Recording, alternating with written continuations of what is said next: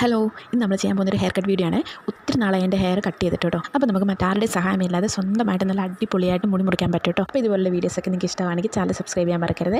അപ്പോൾ ഫസ്റ്റ് നമ്മൾ ആദ്യം മുടി നന്നായിട്ട് ചീവി എടുക്കുക. ചെടയൊന്നും ഉണ്ടാവാൻ പാടില്ല. അതിനുശേഷം മുടി നല്ല ഡ്രൈ ആയിട്ടിരിക്കുകയാണെങ്കിൽ കുറച്ച് വെള്ളം എടുത്ത് സ്പ്രേ ചെയ്ത് കൊടുത്തതിന് ശേഷം ഒന്ന് ചീവി വെക്കുക.